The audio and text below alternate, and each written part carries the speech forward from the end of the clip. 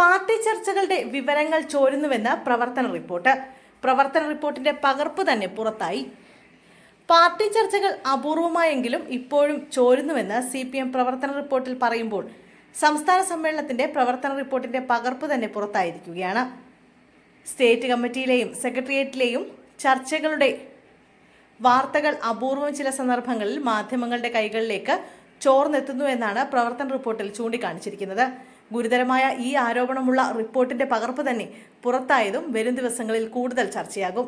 സെക്രട്ടേറിയറ്റിലും സംസ്ഥാന കമ്മിറ്റിയിലും നടക്കുന്ന ചർച്ചകൾ ഇടക്കാലത്ത് പുറത്തുവന്നുവെന്ന പ്രശ്നമുണ്ടായിരുന്നു.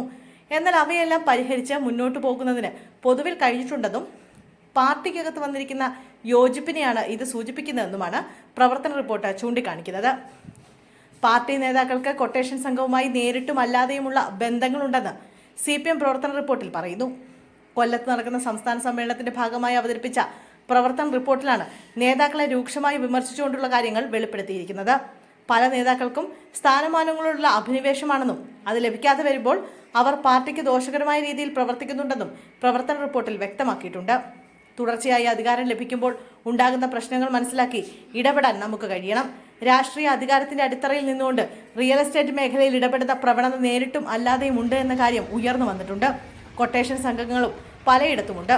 പാർട്ടി നേതാക്കൾ ഇത്തരം ഇടപാടുകളിൽ നിന്ന് ഒഴിഞ്ഞു നിൽക്കണമെന്ന് പാലക്കാട് പ്ലീനം നേരത്തെ തന്നെ നിർദ്ദേശിച്ചതാണ്. ഇത്തരക്കാർ പാർട്ടിയിൽ കടന്നുവരുന്ന സ്ഥിതിയുണ്ട്. അവരുമായി കൂട്ടുചേർന്ന് പ്രവർത്തിക്കുന്നവർ ഉണ്ടെന്ന പരാതിയും ഉയർന്നു വരുന്നുണ്ട്. ഇക്കാര്യങ്ങൾ പരിശോധനയ്ക്ക് വിധേയമാക്കി ആവശ്യമായ തിരുത്തലുകൾ വരുത്താൻ കഴിയണമെന്ന് പ്രവർത്തന റിപ്പോർട്ടിൽ പറയുന്നു.